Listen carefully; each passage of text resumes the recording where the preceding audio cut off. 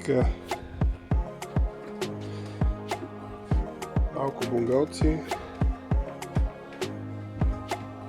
Това е хола с климатик. Кухня. Хладилник. Всичко си има. Печка. С всичките му удобства. Всичко си има тук вътре оставено. Каквото сетите.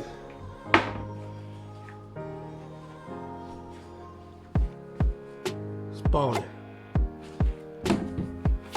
С гардеробчета. Гардеробчето е навън. Това не са как хитро е измислено. Ако вали, да не влиза вода. Такъв начин се отваря.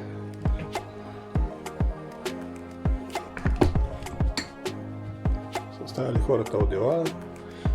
Още възглавници.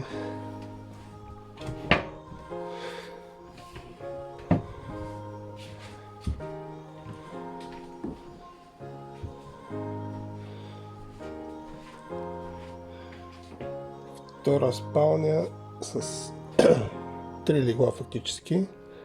Две отдолу, едно за дете. С гардеробчета.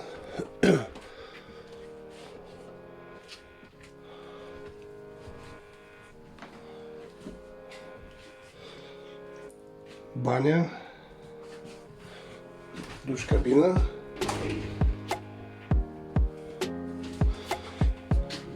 И мивка. И тук е тоалетната отделно. Правено.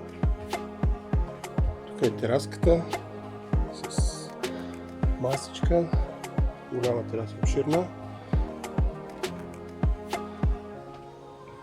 Ето ви околните.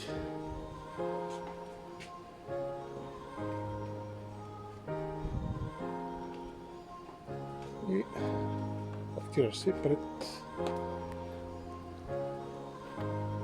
и мисля, че е напълно с зеленинка, чрез въздух, тишина, сянка.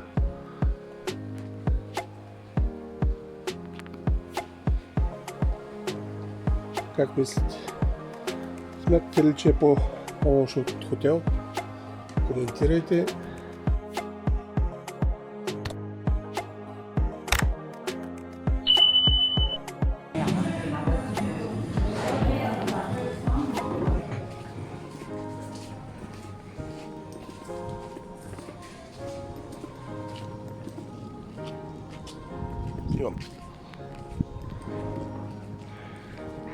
Ето го плажа.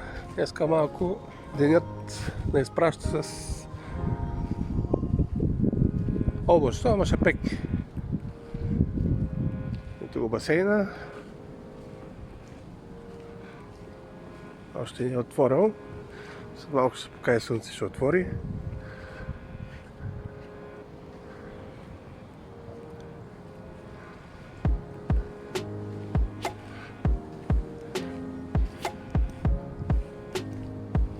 Охраняемо. Какво повече му трябва на човек? Ако някой иска да знае къде е все пак, ето го. Коментирайте. Значи друго нещо, което иска да кажа. На морето плажа е на 100 метра от бунгалото.